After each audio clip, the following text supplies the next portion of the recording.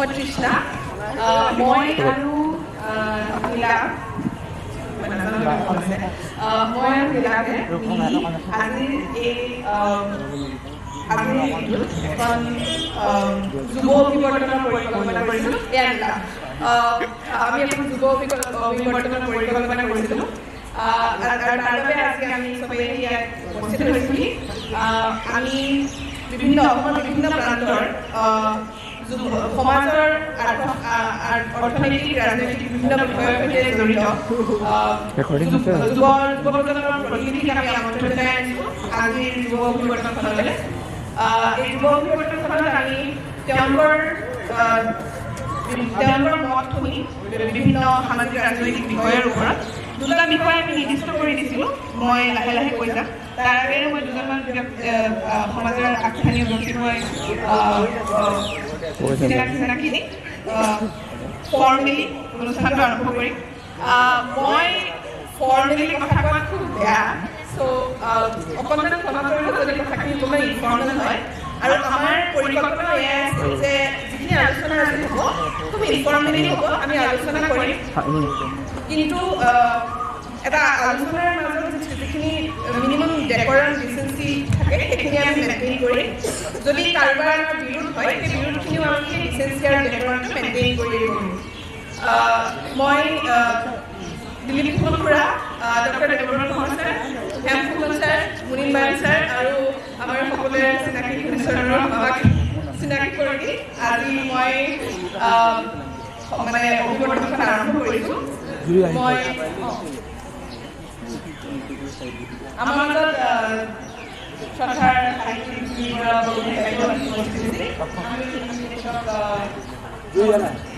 আমাৰ লগত এটা স্থান গ্ৰহণ কৰিবলৈ আমি আজিৰ দুটা বিষয়ত আমি আলোচনা কৰিম প্ৰথম বিষয়টো আমি ভাবিছিলোঁ যে আমাৰ অসমত এই সময়ত হৈ থকা বিভিন্ন উন্নয়নমূলক প্ৰকল্প বা উন্নয়নমূলক চিন্তা চৰ্চা এডভান্সিং আছামকে ধৰি যিখিনি উন্নয়নমূলক চিন্তা চৰ্চা দেখা গৈছে আৰু তাৰ লগে লগে যিখিনি পৰিৱেশৰ সংৰক্ষণৰ যিখিনি বিষয় আহি পৰিছে সেই দুয়োটাৰ মাজত এটা খুব পেৰাডক্সৰ মানে আমি চালে দেখা পাওঁ যে দুয়োটাৰ মাজত এটা বিৰোধ সৃষ্টি হৈছে সেই বিৰোধটোৰ বিষয়ে আমি যুৱ সমাজৰ মত জানিবলৈ চেষ্টা কৰিম আৰু তাৰ পাছতেই ধৰ্মনিৰপেক্ষতাৰ বিষয়টো আমি যুৱ সমাজৰ দৃষ্টিৰে শুনিবলৈ চেষ্টা কৰিম আমি অনুধাৱন কৰিবলৈ পাইছোঁ যে অসমৰ ধৰ্মনিৰপেক্ষতাৰ যিটো এটা আমি প্ৰেক্টিছ কৰোঁ ধৰ্মনিৰপেক্ষতাৰ সেই ধৰ্মনিৰপেক্ষতা হয়তো ভাৰতীয় ধৰ্মনিৰপেক্ষতা বা নেশ্যনেল ছেকুলাৰিজম বুলি ক'লে আমি যিটো বুজোঁ সেইটোতকৈ অকণমান হয়তো পৃথক আৰু সেই পৃথকভাৱে অসম হয়তো স্বকীয় অলপ কিন্তু যোৱা কিছু সময়ৰ পৰা কিছু বছৰৰ পৰা সেই স্বকীয়তাটো অলপ কিছু পৰিৱৰ্তন আহিছে কিছু ইভলিউশ্যন আহিছে সেই সালসলনিখিনি ভাললৈ হৈছে বেয়ালৈ হৈছে সেইখিনিও আমি যুৱ সমাজৰ মত জানিবলৈ চেষ্টা কৰিম নাম ৰৌনক ৰূপম পৰাশৰ মই যোৰহাট ডিগ্ৰী কলেজৰ প্ৰাণীবিজ্ঞান বিভাগৰ ষষ্ঠ ষাণ্মাসিকৰ ছাত্ৰ নমস্কাৰ মই বিদ্যাশ্ৰী শইকীয়া মই ডিব্ৰুগড় হনুমানগড় পৌৰনিগম কালিমা মহাবিদ্যালয়ৰ দ্বিতীয় ষাণ্মাসিকৰ ইংৰাজী বিভাগৰ ছাত্ৰ নমস্কাৰ মই পলাশজ্যোতি চলিহা ডিব্ৰুগড় বিশ্ববিদ্যালয়ৰ শিক্ষাতত্ত্ব বিভাগৰ শিক্ষা স্নাতক চতুৰ্থ ষাণ্মাসিকৰ ছাত্ৰ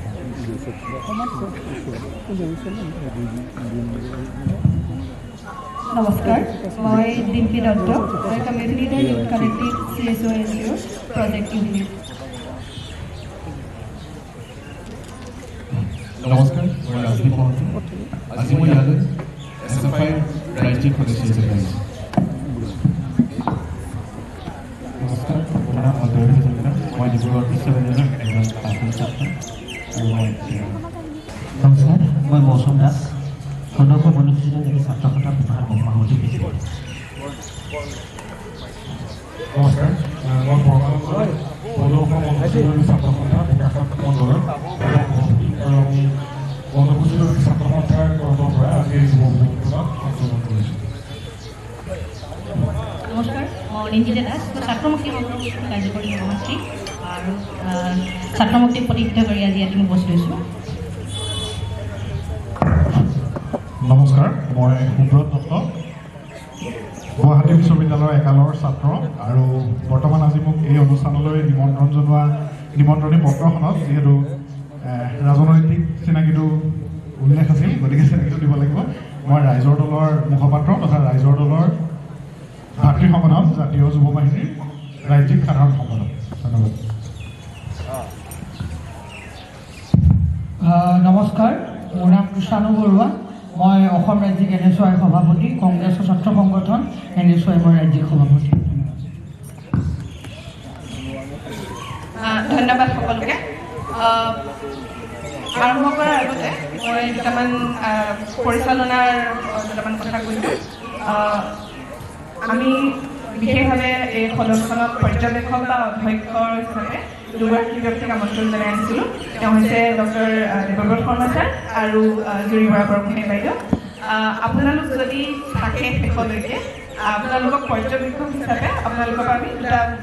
শেষত সকলোৱে দুটা মন্তব্য আপোনালোকৰ আশা কৰিম কাজিৰঙাত কেইবাজনো চোৰাং চিকাৰী বুলি মিচিং মানুহ নিহত হোৱা নাই ইয়াৰ আশে পাশে থকা মাছ মাৰিবলৈ যোৱা বন নক্টিৰ হাতত নগাঁৱৰ মিয়া মানুহকেইজন মাছ মাৰিবলৈ যোৱা বুলি মৰা হোৱা নাই দখল আহি আছে প্ৰকৃতিৰ ওপৰতো সম্পূৰ্ণ গতিকে মোৰ শেষ কথাটো এতিয়া ক'ব বিচাৰিছোঁ যিবিলাকে আমাৰ পৰা যি ডনাল্ড ট্ৰাম্পৰ এখন হুকুমত এটা ফটোৱাত আমেৰিকাৰ পৰা ইমান দিনৰ স্বাধীনতা সংগ্ৰামৰ পৰা বিকশিত ৰাজহুৱা শিক্ষা শেষ হৈ দিছে যিবিলাকে আমাৰ বিদ্যালয়বিলাক বন্ধ কৰি দিছে যিবিলাকে ইচ্ছাকৃতভাৱে সিহঁতি এই পৰীক্ষা পদ্ধতিক এটা ভেকু ভাৱনাত পৰিণত কৰিবৰ কাৰণে সিহঁতি এই প্ৰশ্ন পত্ৰবিলাক সদৰি কৰি দিছে মই পাতিল বুলি কোৱা নাই অসমীয়াত কৈ আছোঁ বিশুদ্ধ অসমীয়াত চবে বুজাকে সদৰি কৰি দি আছে সিহঁতি ইচ্ছাকৃতভাৱে সিহঁতে কোনো ল'ৰা ছোৱালীয়ে পঢ়াটোকে বিচাৰে কোনো ল'ৰা ছোৱালীয়ে সাধাৰণ মানুহ কোনো ল'ৰা ছোৱালী পঢ়া আঙুলি কাটি ল'ব একলে পঢ়াৰ দৰে শিক্ষা য'ত নিষিদ্ধ এই যিখন গ্ৰন্থমেলা য'ত নিষিদ্ধ এই গ্ৰন্থমেলালৈ নাহিবৰ কাৰণে য'ত প্ৰমাণ জাৰি কৰা আছে ফটোৱা জাৰি কৰা আছে নাযাবা কিতাপ নপঢ়িবা ডাকঘৰত কিতাপৰ পাৰ্চেলৰ ওপৰত নিষেধাজ্ঞা জাৰি হৈছে আমি ৰাজ্যৰ জৰিয়তে আমাৰ বহি আছে আমাৰ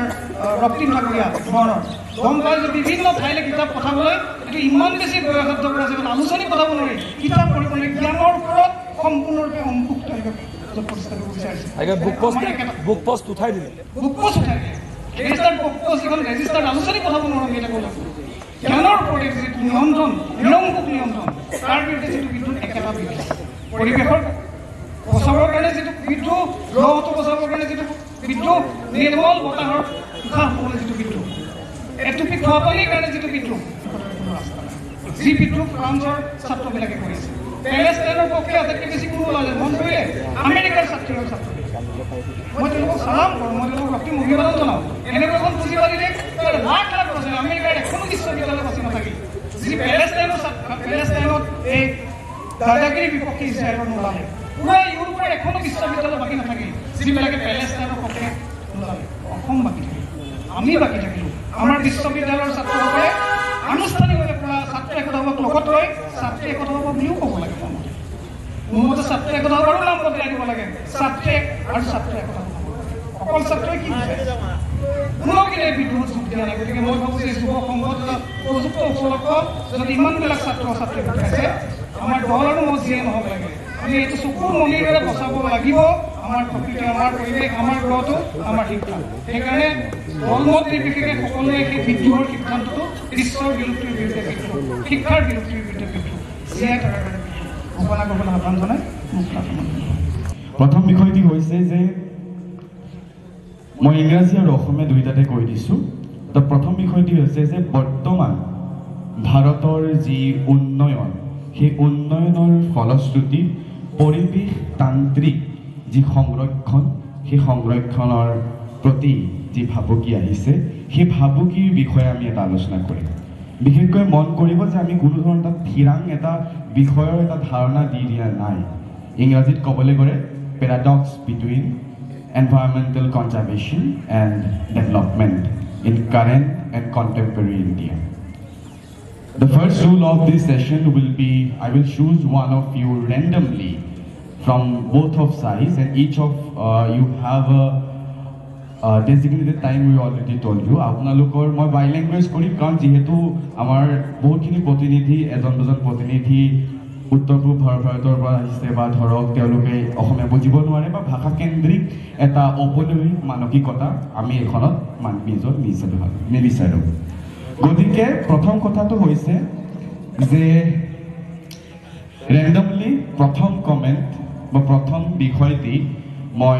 পেনেল দুটা কৰিছোঁ পেনেল 1 পেনেল 2 কিন্তু এইটো নহয় যে এইটো বিৰোধ এইটো সপক্ষে ইয়াতো বিৰোধ সপক্ষে থাকিব পাৰে সেইটো ক্লিয়াৰ কৰি দিছোঁ আৰু ইনফৰ্মেল টক হ'লেও অৰ্থাৎ কোনো ধৰণৰ অভিব্যক্তি থাকিলেও আপোনালোকে যাতে সন্মান কৰে কৃষ্ণাই দুদিন আগত ফোন কৰিছিলে ফোন কৰি কৈছিলে যে এটা অনুষ্ঠান পতা হৈছে আৰু বিষয়টো চায়েই মই কৈছিলোঁ যে ঠিক আছে মই যাম গুৱাহাটীৰ পৰা কালি ৰাতি আহি ৰাতিপুৱা পাইছোঁহি আৰু আজি উপস্থিত হৈছোঁ আচলতে এনেকুৱা এটা অনুষ্ঠান বোকাখাটৰ নিচিনা ঠাইত মোৰ নিজৰ জন্ম ঠাই গোলাঘাট আৰু গোলাঘাটত এনেকুৱা এটা অনুষ্ঠান আচলতে দেখিবলৈ পাই খুব সুখী অনুভৱ কৰিছোঁ এনেকুৱা অনুষ্ঠান আজিৰ সময়ত প্ৰয়োজন আছে আজি বিভিন্ন বিশ্ববিদ্যালয় মহাবিদ্যালয় বা দল সংগঠনৰ প্ৰতিনিধি আৰু জ্যেষ্ঠ লগতে মোৰ শিক্ষাগুৰু ইয়াতে উপস্থিত আছে গতিকে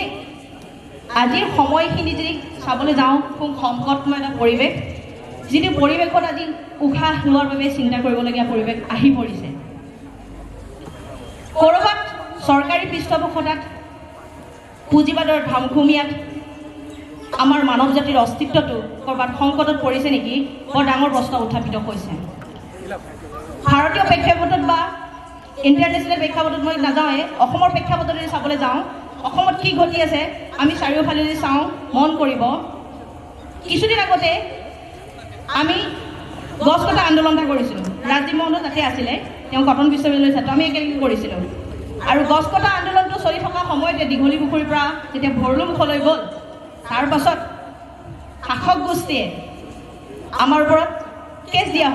কেছ কৰি আমাৰ আন্দোলনটো বন্ধ কৰা হ'ল গতিকে এটা মাত মতাৰ অধিকাৰ কথা কোৱাৰ অধিকাৰটো ক'ৰবাত খৰ্ব হৈছে এখন ফ্লাইঅভাৰ বনাবলৈ হাজাৰ হাজাৰ গছ কটা হৈছে কেইটামান ৰাস্তা বনাবলৈ হাজাৰ হাজাৰ গছ কটা হৈছে কিন্তু ইয়াক লৈ ক'ৰবাত আমি নিমাত হৈ আছোঁ আৰু ক'ৰবাত আমি হয়তো নৱপ্ৰজন্মই যি ধৰণে উঠি আহিব লাগিছিল বা মাত মাতিব লাগিছিল মাত মাতিব পৰা নাই কাৰণ তেনেকুৱা পৰিৱেশ হয়তো সৃষ্টি কৰিব আমাক দিয়াই নাই ছাৰে অলপ আগতে কৈলে যে কিতাপ পঠাব নোৱাৰোঁ আজি ডাক যোগে গতিকে আমাক কুঙা কৰি পেলোৱা হৈছে যিমান আমি পঢ়া শুনা নকৰিম যিমান আমি এৱে নহওক শাসক গোষ্ঠীয়ে সিমানেই ভাল পায় বিভিন্ন মাধ্যমত আমি সামাজিক মাধ্যমতে চাওঁ আজিৰ তাৰিখত যেতিয়া কথা কোৱাৰ অধিকাৰৰ কথা কওঁ আমাক কথা ক'লেই জেলত ভৰাই দিয়া হয় কেইটামান কোম্পানী কেইজনমান মানুহৰ হাতত গোটেই সম্পদবোৰ দি দিয়া হৈছে আৰু তাৰ পাছত আমি 1200 টকা 5000 টকাৰ অনুদান লৈয়ে আমি সুখী আছোঁ এইখন চৰকাৰৰ দিনতকৈ 5000তকৈ অধিক চৰকাৰী শিক্ষা অনুষ্ঠান ৰাজহুৱা শিক্ষা অনুষ্ঠান বন্ধ হৈছে আৰু আজিৰ তাৰিখত এনেকুৱা এটা পৰিৱেশ সৃষ্টি কৰা হৈছে যে আমি প্ৰাইভেট স্কুললৈ নগ'লে ল'ৰা ছোৱালী ভাল নহয় গতিকে চৰকাৰী শিক্ষা অনুষ্ঠান বা ৰাজহুৱা খণ্ডৰ শিক্ষা অনুষ্ঠানক সম্পূৰ্ণৰূপে বিধ্বস্ত কৰি পুঁজিপতি বণিক গোষ্ঠীয়ে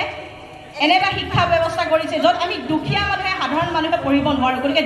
দুখীয়া কৰাৰ পৰিকল্পনাটো খুব সুন্দৰভাৱে কৰি থকা হৈছে আৰু এই পৰিকল্পনাটো খুব দীঘলীয়া এটা এটাকেহে দি থকা হৈছে আমি জাষ্ট ইয়াত এটা ড'জ লৈ আছোঁ বিশেষ কথা নকওঁ ইয়াত বহু প্ৰতিনিধি আছে মই আৰম্ভণি মন্তব্য ইয়াতে সামৰিছোঁ সুব্ৰতালৈ মাইক ফেলিছোঁ জয় জয়ী উপস্থিত পদূতিলৈকে মই মোৰ ৰক্তিম অভিবাদন জ্ঞাপন কৰিছোঁ আজি সিদিনা মুলাল কামৰাই তেওঁৰ নিজৰ ব্যংগ উপস্থাপনৰ জৰিয়তে শাসক গোষ্ঠীক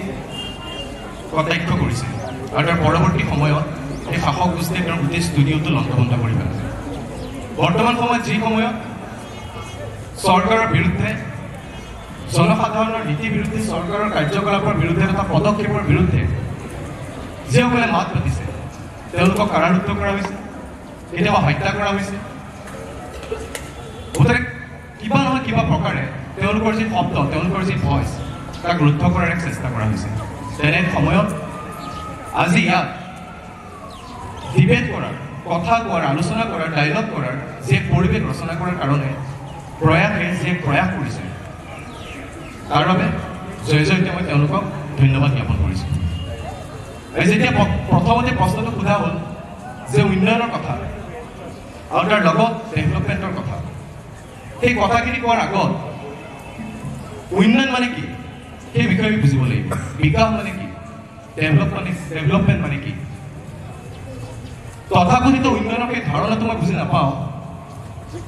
য'ত সাধাৰণ জনসাধাৰণৰ ঘৰ দুৱাৰ, মাটি ভেটি কাঢ়ি লোৱা হয়, ডাঙৰ ডাঙৰ ৰাষ্ট্ৰীয় ঘাইপথ বনোৱা হয়, আৰু সেই ৰাষ্ট্ৰীয় ঘাইপথ বনোৱাৰ সময়ত সেই সাধাৰণ মানুহৰ জীৱিকা কাঢ়ি লোৱা কোনোবা বেলেগে তাত দামী দামী গাড়ী দৌৰাই ফুৰে। তথাকথিত উন্নয়নৰ সেই ধাৰণাটো মই বুজি নাপাওঁ যিটো উন্নয়নত ডাঙৰ ডাঙৰ অট্টালিকা বনোৱা হয়, ডাঙৰ ডাঙৰ শ্বপিং মল বনোৱা হয়, আৰু তাৰ তলতে খাদ্য বস্ত্ৰ বাসস্থানৰ অভাৱত, এটা বাসস্থানৰ অভাৱত তম্বু তৰি ৰ'দে বৰষুণে তিতি কোনোবা মানুহে বসবাস কৰিবলৈ বাধ্য হয়। উন্নয়নৰ সেই ধাৰণাটোত, সেই কনচেপ্টটোত মই মোক নিজকে আৰু সেই সাধাৰণ মানুহখিনি ক'তো বিচাৰি নাপাওঁ। জিডিপি মানে বিকাশ নহয়, জিডিপি মানে উন্নয়ন নহয়, ডাঙৰ ডাঙৰ অট্টালিকা মানে উন্নয়ন নহয়। হাজাৰ হাজাৰ কোটি টকাৰে বনোৱা ৰাষ্ট্ৰীয় ঘাইপথটোৰ কাষত খোজকাঢ়িবলৈ কিমান বাট বাকী আছে সেইটোৰ জৰিয়তে ভাৰতীয় দেশখনৰ উন্নয়নটো বুজিব পাৰোঁ। গতিকে মই ভাবোঁ উন্নয়ন মানে এটা ডাঙৰ ৰাষ্ট্ৰীয় ঘাইপথ হ'ব নোৱাৰে, উন্নয়ন মানে এটা ডাঙৰ ফ্লাইঅভাৰ হ'ব নোৱাৰে, উন্নয়ন মানে ডাঙৰ ডাঙৰ অট্টালিকা হ'ব নোৱাৰে। যদি উন্নয়নৰ কথা কৈছোঁ তেতিয়া সকলোৱে যাতে খাবলৈ পায়, সকলোৱে যাতে নিজৰ পিন্ধিবৰ কাৰণে এযোৰ কাপোৰ থাকে, সকলোৱে যাতে খাবৰ বাবে খাদ্যমুঠি থাকে, ভাতমুঠি থাকে, সকলোৱে যাতে শিক্ষাৰ অধিকাৰ পায়, সকলোৱে যাতে স্বাস্থ্যৰ অধিকাৰ পায়, সেয়াই মোৰ কাৰণে উন্নয়ন। আৰু সেই উন্নয়নৰ ধাৰণাটো আমি যদি বুজি উঠোঁ, সেই উন্নয়নৰ ধাৰণাটো যদি আমি খোজ দিওঁ, তেতিয়া আমি গম পাম যে ভাৰতবৰ্ষ মানে কেৱল মাত্ৰ উত্তৰ প্ৰদেশ নহয়, ভাৰতবৰ্ষ মানে কেৱল দিল্লী কিবা গুজৰাটো নহয়, ভাৰতবৰ্ষ মানে যিদৰে জম্মু কাশ্মীৰ, ঠিক একেদৰে ভাৰতবৰ্ষ মানে এখন ত্ৰিপুৰা, ভাৰতবৰ্ষ মানে এখন মণিপুৰ, আৰু ভাৰতবৰ্ষ মানে যিদৰে কেৰেলা, ঠিক একেদৰে ভাৰতবৰ্ষ মানে এইখন অসম। কিন্তু এই উন্নয়নৰ ধাৰণাটোৰ কথা আমি যেতিয়া কওঁ, আৰু আজি বিকাশৰ কথা যেতিয়া আমি কওঁ, আজি বিকাশৰ জৰিয়তে, উন্নয়নৰ মডেলটোৰ জৰিয়তে কিদৰে পৰিৱেশৰ পৰা বেত্ৰাঘাত কৰা হৈছে সেই বিষয়ে যেতিয়া আমি ব্যাখ্যা আগবঢ়াম, তেতিয়া আমি এটা ঐতিহাসিক প্ৰেক্ষাপটলৈ ঘূৰি যাব লাগিব।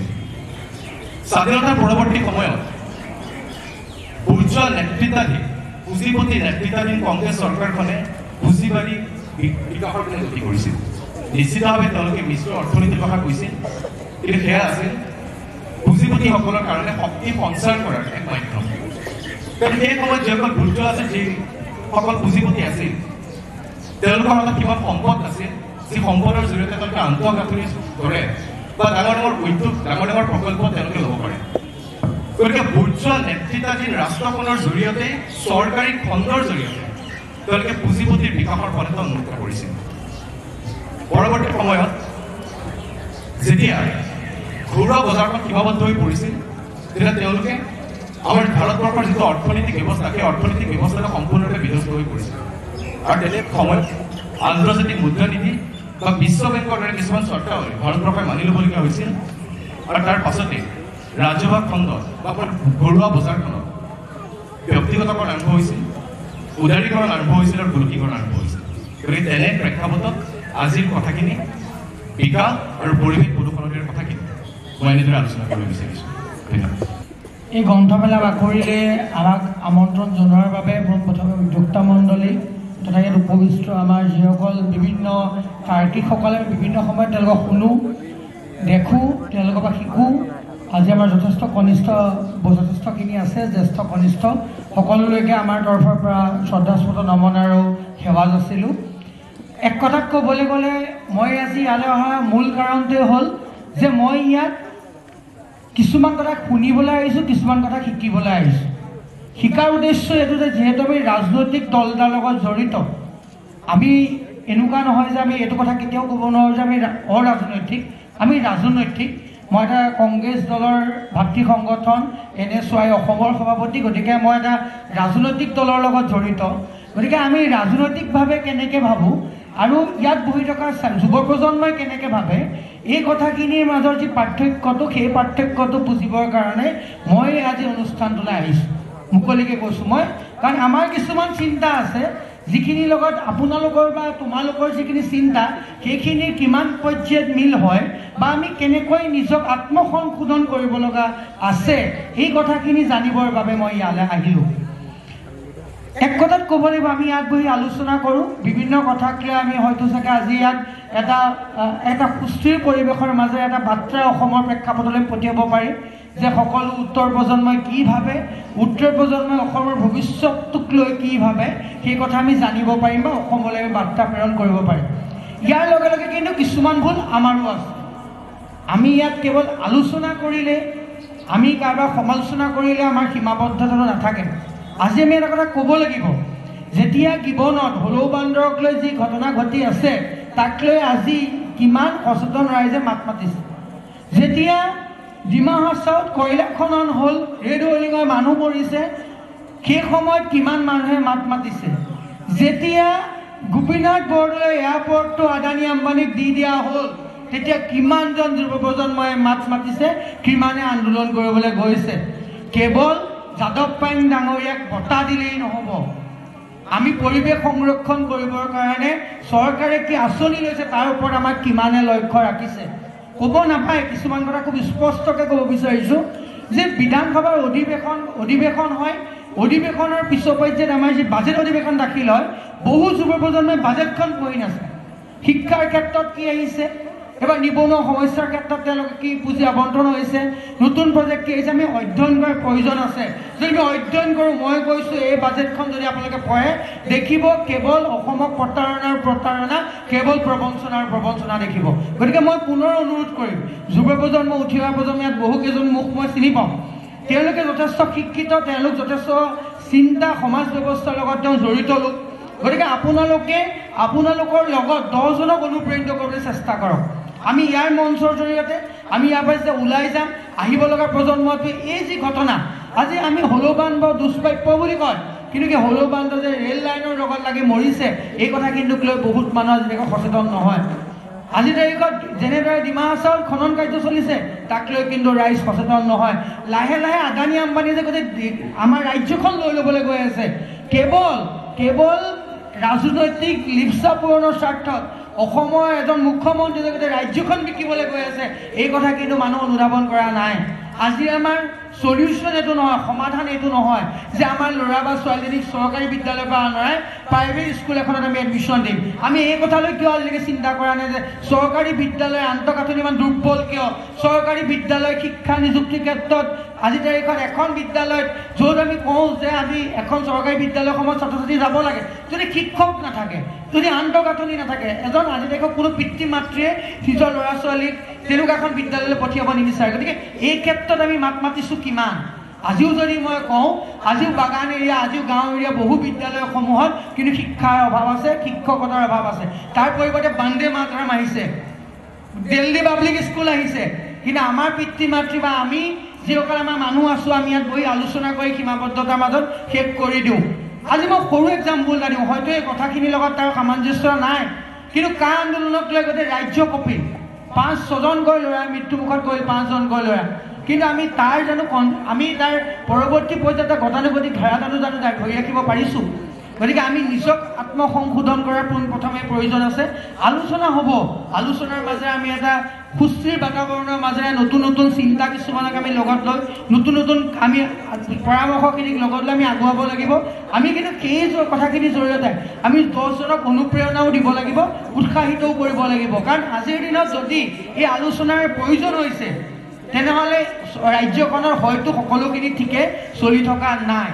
এই কথাটো আমি সকলোৱে উপলব্ধি কৰিছোঁ। যদি উপলব্ধিয়ে কৰিছোঁ, তেন্তে তাৰ বিৰুদ্ধে আমি মাত কিমান মাতিছোঁ। কেৱল ভিডিঅ'ৰ আগত, টিভিৰ আগত কথা কোৱাটোৱে সমস্যা নুবুজায়। সমস্যাৰ সমাধান কৰিবলৈ হ'লে আমি কিন্তু কিছুমান পন্থা ল'ব লাগিব। যেনেদৰে ইতিমধ্যে দেৱব্ৰত শৰ্মা ডাঙৰীয়াই ক'লে যে আমি জাগ্ৰত প্ৰহৰী, আমি আন্দোলনত নামিব লাগিব, প্ৰতিবাদ কৰিব লাগিব। আমাৰ ঘৰত আমাৰ সকলোৰে এটা চিন্তা আছে যে আমাক আৰ্মিও লাগে, আমাক সৈনিকো লাগে, কিন্তু আমাৰ ঘৰত নালাগে। আমাক ৰাজনীতি লাগে, ভাল ৰাজনীতি লাগে, কিন্তু আমি ৰাজনীতি কৰিব নোৱাৰোঁ, কাৰণ আমাৰ পিতৃ মাতৃৰ সপোন আছে আমি ডক্টৰ হোৱা, ইঞ্জিনিয়াৰ হোৱা, প্ৰফেচাৰ হোৱা। গতিকে এই চিন্তাটো সলনি কৰিব লাগিব, এই থিয়ৰিটো সলনি কৰিব লাগিব। আজি তোমালোক যিখিনি উঠি অহা প্ৰজন্ম ইয়াত বহি আছা, এই সমাজ ব্যৱস্থাটো পৰিৱৰ্তন কোনে কৰিব? তোমালোকে কৰিব লাগিব। যদি তোমালোকে ব্যৱস্থাটো বাহিৰত গৈ কেৱল সমালোচনাৰ নামৰ সমালোচনা হয়, সেই সমালোচনা কেতিয়াও সমাধানৰ সূত্ৰ নানে। আমাৰ যি মানসিকতা, মন মগজুটো আমি পৰিৱৰ্তন কৰিব লাগিব। আমি চিন্তা চেতনাখিনি ৰাইজৰ মাজলৈ লৈ যাব লাগিব। আজি গোটেই আজি যদি চাওঁ পৰিৱেশ, আজি মাৰ্চ মাহত, আজি মাৰ্চৰ 26 তাৰিখ 25 তাৰিখ, আজি যি গৰম, এটা আগতে জানো অনুভৱ হৈছে? গোলকীয় উষ্ণতা কিমান বৃদ্ধি পাইছে এই কথাটো আমি উপলব্ধি কৰিছোঁ। কিয় হৈছে? কাৰণ আমি গছ গছনি, আজি ফ্লাইঅভাৰ নামত গছ গছনি, ইতিমধ্যে আমাৰ অনিন্দিতাই কৈছে, আমাৰ মহন্তই কৈছে, গছ গছনি কথা আছে, কিন্তু কোনেও মাত মতা নাই। সেই এজোপা গছকে আমি মাত মাতিছিলোঁ, যিজোপা গছ ঐতিহাসিক গছ আছে, কিন্তু তাৰ মাজত যে গোটেই দিনে দিনে যে গছ কাটিছে, এইটো যে ডাঙৰ এটা চিণ্ডিকেট চলিছে, এই কথাটো কোনে মাত মাতিছে? আজি পানীৰ কথা কৈছে, ঠিক আছে, কিন্তু আমি আজিলৈকে প্ৰতিটো বস্তু আদানী আম্বানীৰ ওপৰত নিৰ্ভৰশীল হৈ গ'লোঁ। আজি যদি এটা কথা কওঁ, মোবাইলৰ ৰিচাৰ্জটো, পানী বটলৰ উদাহৰণটো আমি দিলেই চাই, মোবাইলৰ ৰিচাৰ্জটো আমি প্ৰথমতে 1 বছৰ ফ্ৰী পাইছিলোঁ, এতিয়া চাগে তাকে জিঅ' ৰিচাৰ্জটো তাতকৈ বেছি। সকলোৱে চাগে ইয়াত জিঅ' আছে, সকলোৱে অনুভৱ কৰে। গতিকে আমি চিন্তাবোৰ ৰাইজৰ মাজলৈ লৈ যাবৰ কাৰণে, আমি কথা বতৰাখিনি ৰাইজৰ মাজলৈ লৈ যাবৰ কাৰণে কেনেকৈ এখন মঞ্চ প্ৰস্তুত কৰিব পাৰোঁ। আজি তেওঁলোকে প্ৰাৰম্ভিকভাৱে এখন এটা পৰিৱেশ দিছে, যি পৰিৱেশৰ পৰা আমি বহু কথা নজনা কথা শিকিম, তোমালোকৰ পৰা মই শিকিম।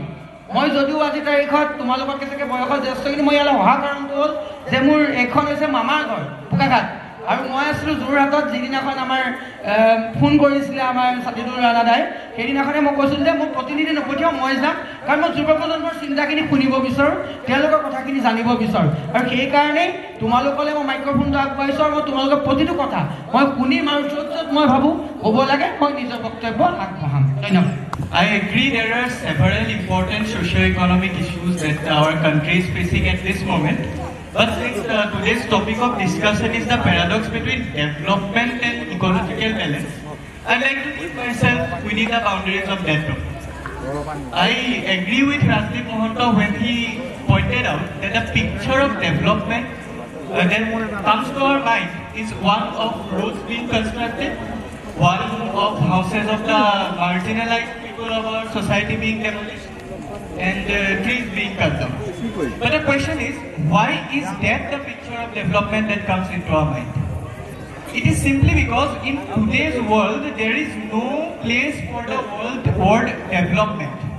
We cannot talk about development, we have to talk about sustainable development.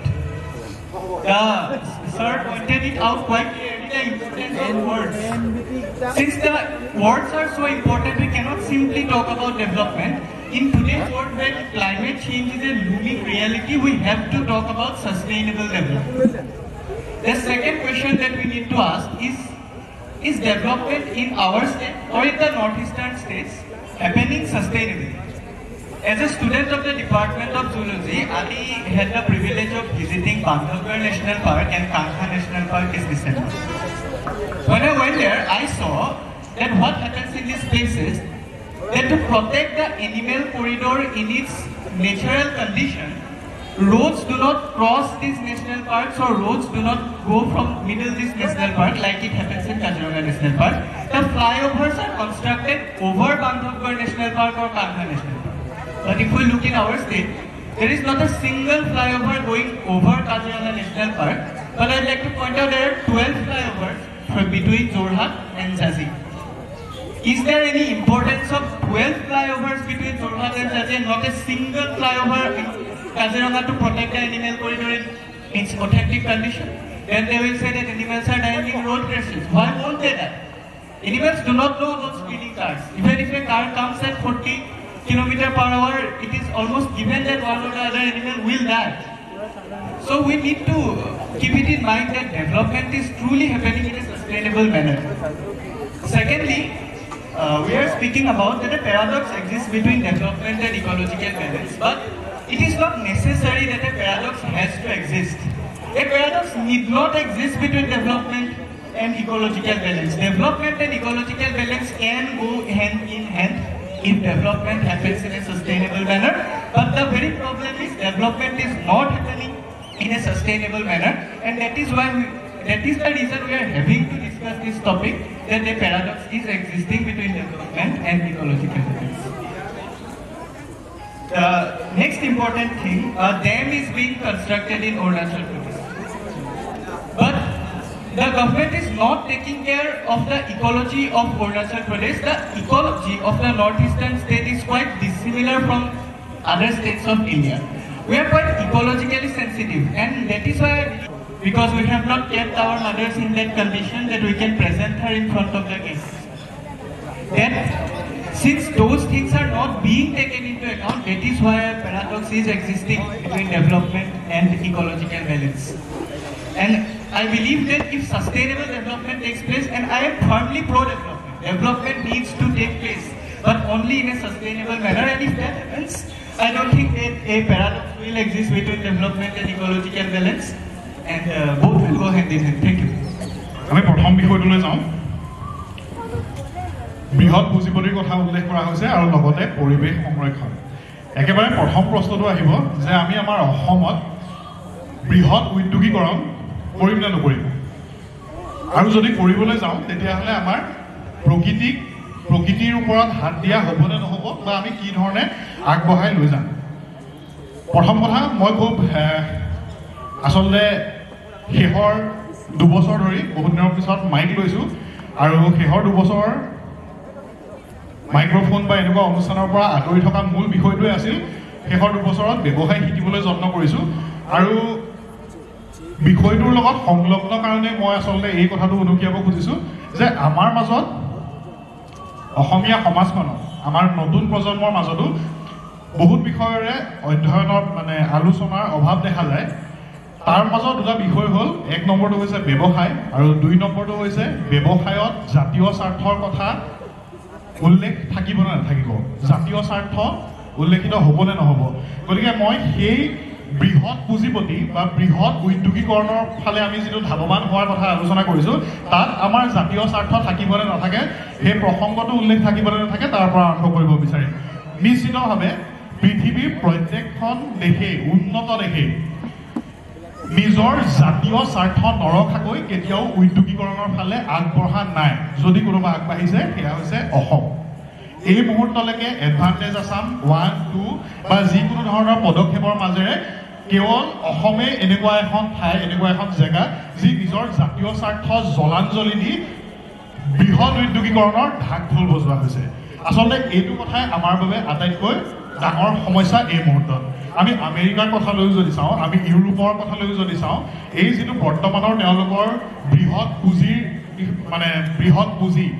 পুঁজিৰ অৱস্থা এটাত তেওঁলোক উপনীত হ'ল। প্ৰথম তেওঁলোকৰ পুঁজিৰ বুনিয়াদটো গঠিত হৈছিল তেওঁলোকৰ সেই থলুৱা মানুহৰ দ্বাৰা ব্যৱহাৰৰ জৰিয়তে। আমেৰিকাত কৃষিভূমিৰ সফল ব্যৱহাৰৰ জৰিয়তে, সুৰূপায়নৰ জৰিয়তে, আমি ব্ৰিটেইনৰ কথালৈ যদি চাওঁ, গোধন বা পশুধনৰ ব্যৱহাৰৰ জৰিয়তে তেওঁলোকে প্ৰথম নিজৰ অৰ্থনৈতিক বুনিয়াদ গঠন কৰিছিল। কিন্তু আমাৰ অসমত আমি এনেকুৱা এটা ব্যৱস্থালৈ আহিছোঁ, আচলতে আমি গাঁৱৰ এখন ফিল্ডত গাড়ীৰ ক্লাছ, ব্ৰেক, এক্সেলেটৰ শিকিলোঁ, তাৰপিছত আমি ডাইৰেক্ট ফৰ্মুলা 1 খেলিবলৈ গৈছোঁ, বা মেট্ৰিক পৰীক্ষা দিয়ে আমি UPSC কোচিং আৰম্ভ কৰিছোঁ। আমাৰ যিখিনি আটাইতকৈ ডাঙৰ সম্ভাৱনা, সেই সম্ভাৱনাখিনি আমি এতিয়ালৈকে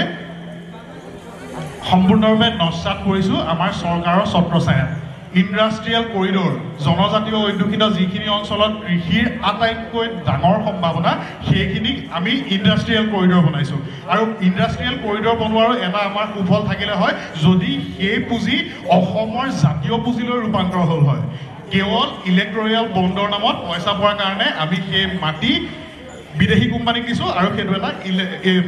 ইণ্ডাষ্ট্ৰিয়েল কৰিডৰ বনাইছোঁ। গতিকে আমাৰ সেই পৰিকাঠামোটো, গাঁথনিটো সম্পূৰ্ণৰূপে ভুল, খুব কম দিনৰ ভিতৰত বিধ্বস্ত হ'বলৈ গৈ আছে। চৰকাৰৰ ছত্ৰছায়াত কেৱল সামান্যতম এটা টেক্স, ৰয়েলটি বা ইলেক্টৰিয়েল বণ্ডৰ নামত পইচা লোৱাৰ স্বাৰ্থত আমাৰ যি অৰ্থনৈতিক প্ৰথম পৰ্যায়ৰ বুনিয়াদ গঠনৰ বাবে আমি যিখিনি কাম কৰিব লাগিছিল, সেইখিনি সম্পূৰ্ণভাৱে আমি ধ্বংস কৰি আমি বৃহৎ পুঁজিপতি গোষ্ঠীক আনিছোঁ মই এইটো কোৱা নাই যে আমি বৃহৎ উদ্যোগীকৰণৰ দিশত আগ নাবাঢ়িম কিন্তু গ্ৰাম্য অৰ্থনীতি সবল নোহোৱাকৈ গ্ৰাম্য অৰ্থনীতি শক্তিশালী নকৰাকৈ আমি যদি বৃহৎ উদ্যোগীকৰণৰ কাৰণে আমি পুঁজিপতিক আমন্ত্ৰণ জনাবলৈ যাওঁ এই মুহূৰ্তত তাতকৈ আৰু অসমৰ বাবে অসমীয়া জাতিৰ বাবে মূৰ্খামি আৰু একো নহ'ব আৰু তাতোতকৈ দ্বিতীয়টো কথা যে আমি সেইসমূহক আমন্ত্ৰণ জনাইছোঁ তেওঁলোকক আমন্ত্ৰণ জনাই আমি ব্যৱসায়ৰ বাবে বাট মুকলি কৰিছোঁ যিখিনি কাম ইতিমধ্যে সমগ্ৰ বিশ্বজুৰি বেন হৈছে নিষিদ্ধ হৈছে পাম অইল গোটেই পৃথিৱীত নিষিদ্ধ কৰিবলৈ গৈ আছে আমি তেওঁলোকক ৰঙাটো বিচাৰি আমন্ত্ৰণ জনাইছোঁ আচলতে ছাৰে কোৱাৰ দৰে এই কথাসমূহক আমি একেবাৰে চকু বন্ধ কৰি আমাৰ ভুল এইখিনিত হয় যে আমি বিৰোধিতা কৰিবলৈ যাওঁতে আমি সম্পূৰ্ণ অল্প জ্ঞানেৰে আচলতে যদি আমি ক'বলৈ যাওঁ আমাৰ বৃহৎ মানে উদ্যোগীকৰণৰ আমি বিৰোধিতা কৰিছোঁ নালাগে সেইটো আমাৰ আন এটা ভুল পদক্ষেপ হ'ব আমি বিশদ অধ্যয়ন সূক্ষ্ম অধ্যয়নৰ জৰিয়তে গোটেই বস্তুখিনি আমি নিজে বুজি পাব লাগিব প্ৰথমতে সকলোক বুজাব লাগিব যে বৃহৎ উদ্যোগীকৰণ আমি কৰিম তাত কেৱল আমি বৃহৎ উদ্যোগীকৰণৰ নামত হায়দৰাবাদত 8,000-10,000 টকাত কাম কৰা ল'ৰাখিনিক অসমত কাম দিবৰ কাৰণে আমি বৃহৎ উদ্যোগীকৰণ নকৰোঁ আমি অসমত পুঁজিপতি আমি অসমত বৃহৎ পুঁজি থকা এটা শ্ৰেণী সৃষ্টি কৰিবৰ কাৰণেহে আচলতে আমি উদ্যোগীকৰণ কৰিম যি উদ্যোগীকৰণৰ কথা যি পুঁজিৰ কথা যি জাতীয় আত্মনিয়ন্ত্ৰণৰ কথা 19শ শতিকাতে আলোচনা কৰি পদক্ষেপ লৈ মণিৰাম দেৱান ফাঁচিকাঠত ওলমি গ'ল আমি আজি সেইটো এতিয়াও আমি ভাবিব পৰা নাই এতিয়াও আচলতে আমি 8,000-10,000 টকাৰ চাকৰি দিব বুলি আমি ঢাক ঢোল বজাই আমি উৎফুল্লিত হৈ আছোঁ গতিকে কথাবিলাক তেনেকুৱা বৃহৎ উদ্যোগীকৰণৰ পক্ষত আমি কেতিয়াও যাব নোৱাৰোঁ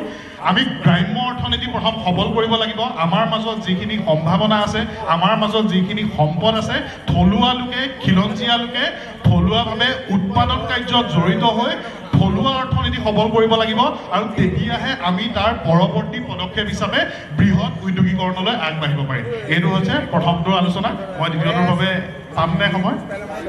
ঠিক আছে আমি দ্বিতীয় বিষয়লৈ পিছত যাম thank you North East India উত্তৰ পূব ভাৰতৰ আটাইতকৈ এখন ধনী জেগা কিহত ধনী মিনাৰেল অইল আৰু আপোনাৰ লিথিয়াম আৰু বহুতো আৰু বিশেষকৈ নদী আৰু এই ধনী জেগাখন আৰু আমি কোনফালৰ পৰা দুখীয়া অৰ্থনৈতিকভাৱে আৰু এইটো কি আমি ভাৰতবৰ্ষই এইটো কেনেকৈ চাব বিচাৰে ভাৰতবৰ্ষই নৰ্থ ইষ্ট ইণ্ডিয়াক কেনেদৰে কি দৃষ্টিৰে চায় আৰু নৰ্থ ইষ্ট ইণ্ডিয়াৰ যি জলবিদ্যুৎ প্ৰকল্পবোৰ আছে তাৰ পৰিকল্পনা হৈছে 60,000 মেগাৱাট আৰু কিন্তু নৰ্থ ইষ্ট ইণ্ডিয়া আচলতে দৰকাৰ হয় মাত্ৰ 5,000 মেগাৱাট আৰু এইটো এটা কেনেকুৱা নিমিলা অংক এইটো এটা মানুহখিনিক উঠাই দিয়া আৰু তাত এটা জলবিদ্যুৎ প্ৰকল্প বহোৱা এইটো কেনেকুৱা ডেভেলপমেণ্ট আমি ইয়াক কি চকুৰে চাম আৰু চাব গ'লে ভাৰতবৰ্ষৰ কেইবাখনো আইন এটা হৈছে FCA 2023 EIA 2020 আৰু এই দুখন আইনৰ মিল আছে ব্ৰিটিছ ফৰেষ্ট কনজাৰ্ভেশ্যন এক্ট 1826 য'ত ফৰেষ্টক আমি এটা ট্ৰাইবেল অ'নাৰশ্বিপৰ পৰা আমি এটা নেশ্যনেল সম্পদ হিচাপে ধৰি লৈছিলে আৰু আমি এই আইনকেইখনক আমি কি চকুৰে চাম আৰু এই সংখ্যাবোৰ এই অমিল অনুপাতবোৰ এটা কলনিয়েল অনুপাত নেকি মই প্ৰথমে এই প্ৰশ্নকেইটা আৰম্ভ কৰিব বিচাৰোঁ আমাৰ আজি আলোচনাত মূলতঃ এটা বিষয়ৰ ওপৰত এতিয়ালৈকে আলোচনা হৈ আছে সেয়া হৈছে পুঁজিবাদ উন্নয়ন আৰু পৰিৱেশ এই তিনিটা বস্তুৰ মাজত সামঞ্জস্য বজাই ৰাখিবলৈ হ'লে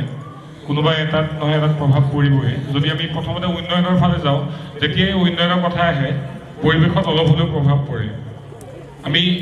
অনিন্দিতা বায়ে কোৱাৰ দৰে কিছুদিনৰ আগতে আমাৰ অসমত গছ কটাক লৈ যিটো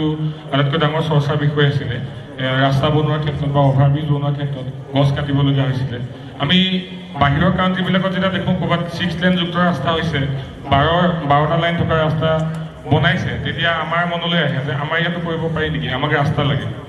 উন্নয়নৰ কাৰণে আমি সেই ৰাস্তাবোৰ বিচাৰোঁ কিন্তু সেয়া কৰিবলৈ গৈ কি কৰা হয় আমাৰ যিখিনি গছ আছে গোটেইখিনি কাটিবলগীয়া গছৰ ওপৰত অতি বেছিকৈ প্ৰভাৱ পৰে আমাৰ এতিয়া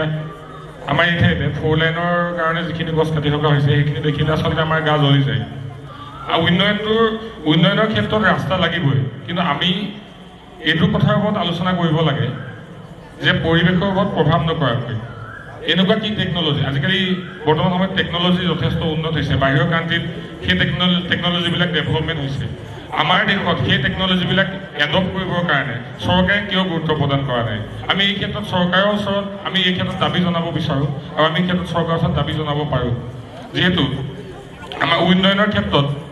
পথ অতিকে জৰুৰী গতিকে আমি এই টেকন'লজিটো কিদৰে এডপ্ট কৰিব পাৰিম তাৰ ওপৰত গুৰুত্ব আৰোপ কৰিব লাগে আৰু এইখিনিতে আজি ইয়াত উপস্থিত সকলোলৈকে মোৰ এটা প্ৰশ্ন আছিলে মোৰ মনত উদয় হোৱা এটা প্ৰশ্ন পুঁজিবাদ আৰু উন্নয়ন আৰু পৰিৱেশ ইয়াৰ কথা যিহেতু আলোচনা হৈছে এটা প্ৰশ্ন মই সকলোলৈকে এৰিছোঁ আমি সাধাৰণতে চাবলৈ গ'লে উন্নয়নৰ ক্ষেত্ৰত বৰ্তমান সময়ত পুঁজিবাদটো প্ৰয়োজন বুলি ভাবোঁ কিছু কিছু ক্ষেত্ৰত প্ৰয়োজন হয় কিন্তু পুঁজিবাদ অবিহনে আমাৰ দেশত অসমত হওক বা ভাৰতত হওক পুঁজিবাদটোক যদি আমি সম্পূৰ্ণ বাদ দি দিওঁ তেতিয়া উন্নয়ন সম্ভৱ হ'বনে নহয় এই প্ৰশ্নটো মই সকলোলৈকে এৰিছোঁ ধন্যবাদ প্ৰথমতে যি প্ৰশ্নৰ উত্থাপন হৈছিল যে পুঁজিবাদ আচলতে প্ৰয়োজন হয় নে নহয় উন্নয়নৰ বাবে ইয়াতে মই পুনৰ আগৰ সেই আলোচনাটোলৈ ঘূৰি যাব বিচাৰিছোঁ যে উন্নয়নক আমি কি দৃষ্টিৰে চাওঁ সেই কথাটো যেতিয়া আমি তাৰ ওপৰত এটা নিৰ্দিষ্ট বক্তব্য আমি ৰাখিবলৈ চেষ্টা কৰিম তেতিয়াহে আমি সেই কথালৈ আমি ঘূৰি যাব পাৰিম আমাৰ এডুকেশ্যন চিষ্টেমৰ কথা কওঁ আমাৰ এডুকেশ্যন চিষ্টেমটো যিটো চিষ্টেম সেই ব্ৰিটিছৰ যুগতেই আৰম্ভ কৰি থৈ যোৱা কম্পাৰ্টমেণ্টেলাইজ এডুকেশ্যন চিষ্টেম আজিও সেইটো হৈ আছে সেই এডুকেশ্যন চিষ্টেমটোত সেই শিক্ষা ব্যৱস্থাত অধ্যয়ন কৰি অহা ছাত্ৰ ছাত্ৰীসকলে আগন্তুক জীৱনত গৈ কি কৰাটো মাক দেউতাকে বিচাৰে যে তেওঁলোক সুখী হওক জীৱনত সমৃদ্ধিশালী হওক সেই সুখ আৰু সমৃদ্ধি ক'ত লুকাই থাকে কেৱল টকা পইচাত লুকাই থাকেনে কেৱল বিল্ডিংবোৰত লুকাই থাকেনে কেৱল গাড়ীকেইখনত লুকাই থাকেনে আমাৰ একমাত্ৰ উত্তৰ যে নহয় সেই সমৃদ্ধি লুকাই থাকে কেৱল মেটেৰিয়েলিষ্টিক বস্তুবাদী সেই সম্পদসমূহত নহয় আনকি এটা অন্য ধৰণৰ এটা সুখত লুকাই থাকে সেইটো হৈছে আমাৰ সুখৰ সংজ্ঞা তেনেদৰে আমি উন্নয়নক কিদৰে কওঁ আগতে এগৰাকী বক্তাই কৈ গ'ল যে sustainable development is not sustainable development আমি ছাষ্টেইন কৰিব নোৱাৰোঁ আমাৰ টেকন'লজি আমাৰ গুগল আৰ্থৰ মই এটা উদাহৰণ দিব পাৰোঁ গুগল আৰ্থৰ যেতিয়া আমি হিষ্ট্ৰীটো চাওঁ তেতিয়া আগৰ বাইদেৱে সেই কথাটো আগবঢ়াই গৈছিলে যে ব্ৰিজ এখন বনোৱাৰ পিছত সেই ৰাস্তাটোৰ কাষৰ সেই মাটিখিনিৰ টপ'লজি কিদৰে চেঞ্জ হয় আমি গুগল আৰ্থখন যদি উলিয়াই চাওঁ গোটেই হিষ্ট্ৰীটো দেখা পাম আৰু তেনেকুৱা কেইবাখনো ব্ৰিজৰ উদাহৰণ ইতিমধ্যে আমাৰ দীঘলীপুখুৰীৰ যি কাণ্ডটো হৈ আছিল সেইখন সময়তে অন্য কিছুমান তথ্য পোহৰলৈ আহিছিল সেই কথা যেতিয়া অধ্যয়ন কৰা হৈছিল যে কোনোবা এখন ইণ্টাৰনেশ্যনেল স্কুল সেই স্কুলখন জাষ্ট নিৰ্মাণ হোৱাৰ পাছতেই সেই ঠাইডোখৰৰ টপ'লজি কিদৰে চেঞ্জ হৈ গ'ল তাৰ সেউজীয়াখিনি কিদৰে নাইকিয়া হৈ গ'ল সেই তেনেকুৱা বস্তুবোৰ যেতিয়া আমি চাওঁ তেতিয়া আমি গম পাম যে উন্নয়ন কেৱল আমি বিচৰা উন্নয়নটোৱেই নহয় আমি যিটো উন্নয়ন ডিফাইন কৰি আছোঁ আকৌ উন্নয়নলৈ ঘূৰি যাওঁ উন্নয়ন মানে হৈছে কি আমাৰ মাজত পণ্য সামগ্ৰী আছে ছাৰ্ভিচেছ এণ্ড প্ৰডাক্টছ পণ্য আৰু সুবিধাসমূহ এতিয়া কথাটো হ'ল এটা সৰু উদাহৰণ আকৌ আমি যদি এটা ভাল ৱাশ্বিং মেচিনৰ উদাহৰণ দিব বিচাৰোঁ বা এটা ভাল আইৰণ এটা ইস্ত্ৰি আমি কোন কোম্পানীৰ বিষয়ে যাম ফিলিপছ উষা এইবোৰ বাজাজ কিন্তু সেইখিনিৰ ফাললৈ আমি কিয় গ'লোঁ সেইকেইটাৰ নামেই কিয় ল'লোঁ বাকীবোৰৰ নাম যে নল'লোঁ হয়তো সেইবোৰৰ নামেই নাজানো কিয় নাজানো কাৰণ কি পাব্লিচিটি হৈ আছে কি নিউজ মিডিয়াত কি চলি আছে আৰু যিটোক আমি কওঁ শব্দটো ইনষ্টিটিউচনেলাইজ হৈ আছে প্ৰতিষ্ঠানমুখী হৈ আছে আচলতে যে এডুকেশ্যন চিষ্টেমৰ মাজেৰে শিক্ষাৰ মাজেৰেও সেই কথাবোৰ ভৰাই দিয়া হৈছে আকৌ মই পুনৰ আগৰ পইণ্টলৈ ঘূৰি আহিছোঁ আগৰ মোৰ বিন্দুটোলৈ যে কম্পাৰ্টমেণ্টেলাইজ এডুকেশ্যন মই অলপ দিনৰ আগতে এগৰাকী এটা NGOৰ লগত কাম কৰি থকা এগৰাকী ব্যক্তিক লগ পাইছিলোঁ তেওঁৰ নামটো মই পাহৰিলোঁ, হেৰিংমেন। চ' তেওঁৰ উপাধি আছিল হেৰিংমেন। তেওঁ ক'লে যে তোমালোকৰ ইয়াত এতিয়াও কি কম্পাৰ্টমেণ্টেলাইজ এডুকেশ্যন চলি আছে নেকি? তেওঁক যেতিয়া মই ক'লোঁ ফিজিকেল এডুকেশ্যনৰ কথা যে আমাৰ স্কুলবোৰত ফিজিকেল এডুকেশ্যনৰ টিচাৰ নাই, তেওঁ কৈছে আজিও তোমালোকৰ সেই অৱস্থা চলি আছে নেকি? এই অৱস্থা সেই ব্ৰিটিছে দি যোৱা অৱস্থা। সেই অৱস্থাটো যেতিয়ালৈকে সলনি নহ'ব তেতিয়ালৈকে উন্নয়ন তোমালোকৰ নহ'ব। তেওঁৰ ভাষাত উন্নয়নৰ ধাৰণাটো যে বেলেগ, সেই কথা মই সেইদিনা গম পালোঁ। তাৰ এমাহমান আগতে মই ভূটানৰ এগৰাকী ব্যক্তিৰ লগত কথা পাতিছিলোঁ। ভূটানৰ প্ৰতিটো উন্নয়নমুখী ক্ৰিয়াকলাপ আমাৰ যেনেকৈ যিকোনো এটা কোম্পানী স্থাপন কৰিবৰ কাৰণে আমাক এটা পাৰ্মিশ্যনৰ প্ৰয়োজন হয়, লাগিলে সেয়া ফৰেষ্ট ডিপাৰ্টমেণ্টৰে হওক নাইবা বেলেগ কাৰোবাৰ। ভূটানৰ যিকোনো প্ৰকল্প আৰম্ভ কৰাৰ আগতে এটা পাৰ্মিশ্যন লাগে, যিটো গ্ৰ'ছ নেশ্যনেল হেপিনেছৰ ইণ্ডেক্সটোৰে জোখা হয়। আমাৰ বিজ্ঞানৰ এটা কথা আছে, আমি বিজ্ঞানমুখী নহয় জানো? বিজ্ঞানৰ এটা কথা আছে ষ্টেণ্ডাৰ্ডাইজেশ্যন। আমি যিকোনো এটা বস্তু নিজৰ মতে সজাই পৰাই তোলোঁ। আমি আজি যদি অসমৰ কথা আলোচনা কৰি আছোঁ, আমি গোটেই ভাৰতৰ দৃষ্টিৰে চালে নহ'ব, আমি অসমৰ দৃষ্টিৰেও চাব লাগিব। তেনেকৈ আমি ষ্টেণ্ডাৰ্ডাইজ কৰি ল'ব লাগিব। ভূটানে যিদৰে ষ্টেণ্ডাৰ্ডাইজ কৰি ল'লে যে আমাৰ উন্নয়নৰ সংজ্ঞা এইটো, আমাৰ উন্নয়ন হ'বলৈ হ'লে এই যিটো 70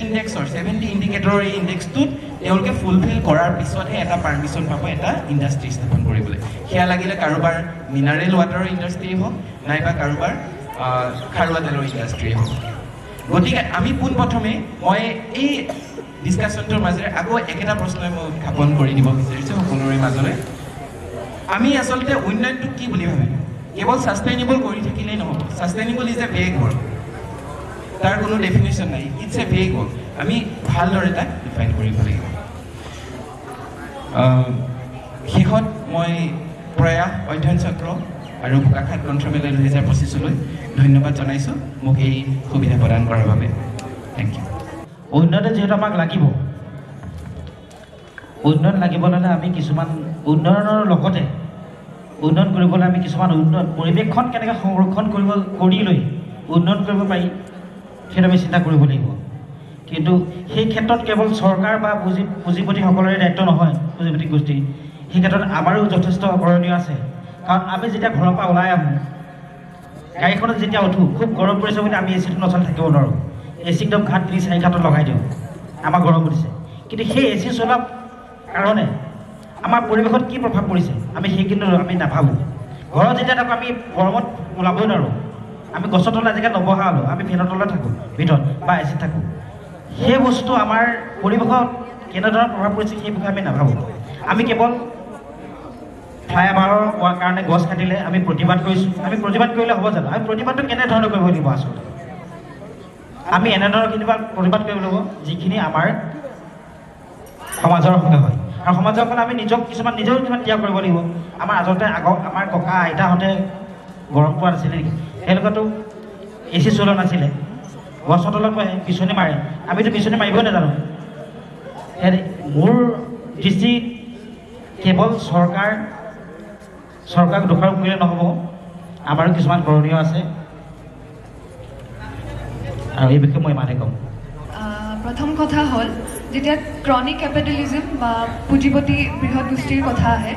তাৰ আৰম্ভণিৰ ধাৰণাতেই সদায় শোষণ আৰু লুণ্ঠনৰ আমি এটা ধাৰণা পাই আহোঁ। গতিকে সেই ক্ষেত্ৰত যদি আমি চাওঁ, ভাৰতবৰ্ষত উন্নয়নৰ নামত যিসমূহ শিল্প উদ্যোগ বা বিভিন্ন প্ৰজেক্ট হাতত লৈ উদ্যোগসমূহ গঢ় লৈছে, সেই উদ্যোগসমূহে সদায় নগৰ অঞ্চলেই হওক বা গ্ৰাম্যাঞ্চলেই হওক, সেই ঠাইসমূহ উচ্ছেদ কৰি বৃহৎ উদ্যোগসমূহ গঢ়ে। মোৰ সন্মুখত বহি থকা দাদাই এটা কথা কৈছিলে গ্ৰাম্য অৰ্থনীতি উন্নয়নৰ বিষয়ত। গতিকে আমি যদি চাওঁ, গ্ৰামাঞ্চলৰ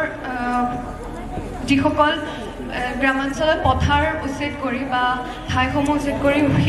বৃহৎ শিল্প উদ্যোগ গঢ় লয়, তেতিয়া কষ্ট কিন্তু বা নিৰ্যাতন কেৱল সেই অঞ্চলৰ খেতিয়ক দুখীয়া গোষ্ঠীৰ ওপৰতহে হয়। কাৰণ কি পৰিকল্পিত নগৰত উচ্চ শ্ৰেণীৰ লোকসকলেহে বাস কৰে। গতিকে তেনে ক্ষেত্ৰত সদায় নিৰ্যাতিত হোৱা বা নিপীড়িত হোৱা এটা শ্ৰেণীৰ লোকহে সদায় হৈ আহিছে। ইয়াৰোপৰি যেতিয়া এই বৃহৎ উদ্যোগসমূহ গঢ় লয় আমাৰ আজিৰ বিষয়টোত উল্লেখ আছে যে পৰিৱেশ উন্নয়নৰ ক্ষেত্ৰত তেওঁলোকে কিছুমান পৰিৱেশ সংৰক্ষণৰ ক্ষেত্ৰত কিছুমান পদক্ষেপ হাতত লয় শিল্প উদ্যোগসমূহে কিন্তু সেই কোনোবাখিনিত এনে অনুভৱ হয় যে তেওঁলোকে যিসমূহ মানুহৰ ওপৰত শোষণ কৰি তেওঁলোকে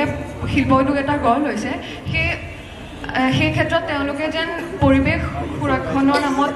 যিসমূহ পদক্ষেপ লয় সেইসমূহ পদক্ষেপ যেন কেৱল এটা কভাৰ হিচাপেহে ব্যৱহাৰ কৰে কাৰণ কি পিছৰ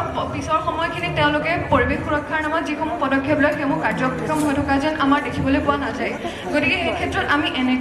আমাৰ এনেকুৱা লাগে যে এই পুঁজিপতি গোষ্ঠীৰ হাতত যেতিয়ালৈকে চৰকাৰ থাকিব তেতিয়ালৈকে বা ব্যক্তিগতকৰণ হৈ থাকিব চৰকাৰী খণ্ডসমূহ তেতিয়ালৈকে উন্নয়নৰ নামত গণতান্ত্ৰিক আদৰ্শৰ ৰাষ্ট্ৰ এখন হ'লেও পৰিৱেশ সুৰক্ষা সম্ভৱপৰ নহ'ব যেন মোৰ অনুভৱ হয় নমস্কাৰ প্ৰথমে মই প্ৰয়াসলৈ অভিবাদন জ্ঞাপন কৰিছোঁ আৰু আমন্ত্ৰণ জনোৱাৰ বাবে ধন্যবাদ জ্ঞাপন কৰিছোঁ আৰু মোৰ তৰফৰ পৰা আজি উপস্থিত থকা প্ৰত্যেকজন গণ্যমান্য ব্যক্তিক মান্যানুসাৰে শ্ৰদ্ধা আৰু সেৱা জ্ঞাপন কৰিছোঁ নীলভে মোক মুকলি আলোচনাৰ প্ৰথম অংশটো সামৰিবলৈ গৈছে আৰু মই কোৱাৰ প্ৰাক্ষণত 10জন বক্তাই বক্তব্য ৰাখিলে আৰু সেই 10জনৰ বক্তব্য শুনাৰ পাছত অন্তৰূপে এটা প্ৰশ্ন উত্থাপন কৰিছিলে যে উত্তৰ পূৰ্বাঞ্চল কিহত আটাইতকৈ ধনী আৰু 10জনৰ কথা শুনি মই ক'ম যে উত্তৰ পূৰ্বাঞ্চল আটাইতকৈ ধনী সমস্যাত অন্তত এজনে 3টা সমস্যা উত্থাপন কৰিছে আৰু 10জনক যদি যোগ কৰোঁ তেনেহ'লে দেখা পাম যে 30টা সমস্যা আমি ইতিমধ্যে গম পালোঁ আৰু লগতে আৰু এটা প্ৰশ্ন উত্থাপন কৰিলে যে উত্তৰ পূৰ্বাঞ্চল আটাইতকৈ কিহত দুখীয়া লগতে মই আৰু এটা কথা ক'ম আমি সকলোৱে সমস্যাসমূহ উত্থাপন কৰিছোঁ সমাধান আমাৰ কাৰো হাতত নাই আমি আলোচনা কৰিছোঁ গতিকে মই ক'ম যে উত্তৰ পূৰ্বাঞ্চল আটাইতকৈ দুখীয়া সমস্যা সমাধানৰ ক্ষেত্ৰত ইয়াৰ লগে লগে মই খুব কম সময় ল'ম সামৰিম যদি আমি কওঁ আমাৰ সন্মুখত ইমান সমস্যা আছে কিন্তু আমাৰ সন্মুখত সমাধান নাই আৰু আজিকালি দেখা পাওঁ যে আমাৰ মাজৰ পৰা এটা প্ৰৱণতা কমি গ'ল সেইটো হৈছে যে আড্ডা দিয়া আজিকালি আমি আড্ডা নিদিওঁ আগতে আমি আড্ডা দিওঁ কি ক'ত হৈছে আটাইবোৰ কথা আলোচনা কৰোঁ আৰু শেহতীয়াকৈ আমি 2-3জন বন্ধুৱে এটা আড্ডা দিয়া পৰম্পৰা পুনৰ আৰম্ভ কৰিছিলোঁ আৰু তাত তেতিয়া মই এদিন এটা কথা কৈছিলোঁ যে তহঁতি যদি ভাবোঁ মানে এতিয়া আমাৰ আটাইতকৈ প্ৰিয় শব্দ দুটা কি সকলোৱে বেলেগ বেলেগ কৈছে মই কওঁ যে আমাৰ আটাইতকৈ প্ৰিয় শব্দ দুটা প্ৰথমটো হৈছে কমফৰ্ট জ'ন আৰু দ্বিতীয়টো হৈছে এডজাষ্ট ফ্লাইঅভাৰ বনাইছে আপুনি সমস্যা পাইছে মই সমস্যা পাইছোঁ সকলোৱে সমস্যা পাইছোঁ আমি কিন্তু চৰকাৰে আমাক এটা বিকল্প পথ দি দিছে যে এইকেইদিন এইটো ৰাস্তাৰে যাব পাৰোঁ ধূলি মাগতি আহিছে আপুনি এডজাষ্ট কৰিছে মই এডজাষ্ট কৰিছোঁ গতিকে এডজাষ্ট শব্দটো আমাৰ প্ৰিয় নহ'লেও আমাৰ প্ৰিয় আৰু কমফৰ্ট জ'ন কি এইটো সমস্যাৰ বিষয়ে মই নকওঁ কিয়নো চৰকাৰৰ চকু আমাৰ ওপৰত চকু সদায় থাকে মই মোৰ কমফৰ্ট জ'নত থাকি মই কথাখিনি ক'ম মই মোৰ কমফৰ্ট জ'নত থাকি মই সাহিত্য চৰ্চা কৰিম মই মোৰ কমফৰ্ট জ'নত থাকি অধ্যাপক হিচাপে ছাত্ৰ ছাত্ৰীক শিক্ষা প্ৰদান কৰিম গতিকে এই দুটা শব্দ আমাৰ খুব প্ৰিয় হৈ গৈছে কিন্তু ইয়াৰ লগে লগে মই ইতিহাসলৈ ঘূৰি যাব বিচাৰিম আজি সুব্ৰতই আমাক গ্ৰাম্য অৰ্থনীতিৰ কথা কৈছে আমি সকলোৱে উদ্যোগৰ কথা কৈছোঁ পুঁজিবাদৰ কথা কৈছোঁ যিটো সমস্যাসমূহ আমি আলোচনা কৰি ল'লোঁ সমস্যাৰ সূত্ৰপাতসমূহ কেনেকৈ হ'ল সেই ইতিহাসলৈ এটা সৰু উদাহৰণেৰে মই ইতিহাসলৈ ঘূৰাই দিব বিচাৰিম আমি দেখা পাওঁ যে অসমৰ অৰ্থনীতিত এতিয়া আটাইতকৈ হাত আছে হয়তো চাহ উদ্যোগৰ কিন্তু যেতিয়া আহোমসকলে শাসন কৰিছিল যেতিয়া ইংৰাজ অসমলৈ অহা নাছিলে তেতিয়া অসমৰ অৰ্থনীতিত বিশেষভাৱে অৰিহণা আগবঢ়োৱা এটা উদ্যোগ আছিলে যে নুনী উদ্যোগ পাট সূতাৰ উদ্যোগ ৰেচম উদ্যোগ আৰু ইতিহাসৰ পাতত বা বুৰঞ্জীৰ বিভিন্ন গ্ৰন্থত এই কথাটো উল্লেখ আছে যে অসমৰ যি নুনী সূতা যি নুনী উদ্যোগ যি পাট সূতা সেইসমূহ চীন ম্যানমাৰকে আদি কৰি বহিৰাগত দেশসমূহলৈ গৈছিল আৰু অসমৰ অৰ্থনীতি বিশেষভাৱে সবল আছিলে যেতিয়া ইংৰাজসকল অসমলৈ আহিল আৰু তেওঁলোকে দেখিলে যে অসমীয়াৰ হাতত অৰ্থনৈতিক এটা সম্বল আছে নুনী উদ্যোগটোৰ যোগেদি অৰ্থাৎ বস্ত্ৰ তথা ৰেচম উদ্যোগটোৰ যোগেদি আৰু তেওঁলোকে কি কৰে যেতিয়া ইংৰাজসকল একোখন ঠাইত উপনিৱেশিকতাবাদ স্থাপন কৰিবলৈ যায় তেওঁলোকৰ প্ৰথম কামটো হৈছে যে সেই ঠাইৰ মানুহখিনিৰ হাতৰ পৰা স্বতন্ত্ৰ অৰ্থনৈতিক ক্ষমতাটো তেওঁলোকে হস্তগত কৰিবলৈ চেষ্টা কৰে আৰু তেওঁলোকে অসমতো সেয়া কৰিলে নুনী উদ্যোগৰ ওপৰত তেওঁলোকে উচ্চ হাৰত কৰ আৰোপ কৰিলে আৰু ঢকুৱাখানা লখিমপুৰকে আদি কৰি যিবোৰ জিলাত বহু পৰিমাণে নুনী গছ আছিলে অসমীয়া মানুহে কৰৰ ভয়ত সেই নুনী গছবোৰ কাটি পেলালে আৰু অসমত আৰম্ভ হ'ল চাহ উদ্যোগ যে চাহ উদ্যোগৰ সৈতে ইংৰাজে আমাক পৰিচয় কৰি নিদিলে তাৰ বাবে মধ্যপ্ৰদেশ বিহাৰ উত্তৰ প্ৰদেশৰ পৰা বহিৰাগত বনোৱাৰ আমদানি কৰিলে আমি আজি পৰ্যন্ত চাহ উদ্যোগটোৰ সৈতে একাত্ম হ'ব পৰা নাই সেইকাৰণে আমি চাহ উদ্যোগৰ দুৰ্দশাৰ বিষয়ে আলোচনা কৰা নাই আৰু বেয়া নাপাব আমি যিসকলে আলোচনা কৰিলোঁ পৰিৱেশৰ ক্ষেত্ৰত মই মন কৰিলোঁ কোনো চাহ উদ্যোগটোৰ কথা আমি উল্লেখ নাই কৰা সেই যে আমাক ব্ৰিটিছে মেনুপ্লেট কৰি যে আমাক আঁতৰাই লৈ গ'ল আমি আঁতৰিয়ে গ'লোঁ একেবাৰে উদ্যোগটোৰ সৈতে আমি কেতিয়াও একাত্ম নহ'লোঁ কিন্তু অসমৰ পৰিৱেশৰ ক্ষেত্ৰত অসমৰ পুঁজিবাদ স্থাপনৰ ক্ষেত্ৰত গোটেই অসমৰ অৰ্থনৈতিক ব্যৱস্থাটোত চাহ উদ্যোগটোৰ বিশেষভাৱে হাত আছে আমাৰ আশা কৰিছোঁ পৰৱৰ্তী সময়ত সেইসমূহৰ আলোচনা হওক আৰু এই অসমীয়া হাতৰ পৰা যে স্বতন্ত্ৰ অৰ্থনৈতিক ক্ষমতাটো আঁতৰি গ'ল গ্ৰাম্য অৰ্থনীতিৰ ওপৰত প্ৰকাণ্ড মাৰটো তিয়াই পৰিলে আৰু আমাক এক প্ৰকাৰে আগবঢ়াই লৈ গ'ল আমাক কমফৰ্ট জ'ন দিলে আমাক এডজাষ্ট কৰিবলৈ শিকালে হিতাধিকাৰী আঁচনিসমূহ প্ৰৱৰ্তন কৰি আৰু হিতাধিকাৰী আলোচনী সম্পৰ্কেও ইতিমধ্যে আলোচনা হোৱা নাই আৰু নীলমে মোক কৈছে যে তুমি 2-3টা এখন স্থাপন কৰিবা বা উল্লেখ কৰিবা যাক লৈ আমি আলোচনাটো আগবঢ়াব পাৰোঁ গতিকে মই মোৰ কথাখিনি ইমানতে সামৰিছোঁ আৰু আশা কৰিছোঁ পৰিৱেশৰ ক্ষেত্ৰত চাহ উদ্যোগটোৰ সম্পৰ্কে চাহ উদ্যোগত যি মহিলাৰ অংশগ্ৰহণ আৰু আমাৰ পুঁজিবাদ আৰু অৰ্থনৈতিক ক্ষেত্ৰখনত যি পুৰুষতান্ত্ৰিক মানসিকতা সেই সম্পৰ্কে আলোচনা হওক আৰু ইয়াত কেৱল আলোচনা নহয় বা সমস্যাৰ উত্থাপন নহয় এটা সমাধানো হ'ব আৰু প্ৰয়াসৰ লগতে আমিও যাতে প্ৰয়াস কৰোঁ নতুনকৈ কিবা কৰাৰ সেয়া মই আশা কৰিলোঁ ধন্যবাদ ধন্যবাদ থাকিল সকলোলৈকে ইতিমধ্যে আমি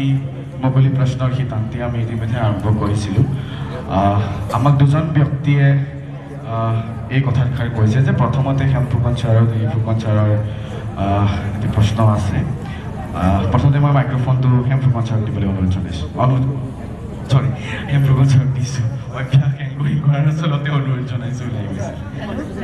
তাৰ আগতে মই ছাৰে যে প্ৰশ্নটো সুধিব উত্তৰ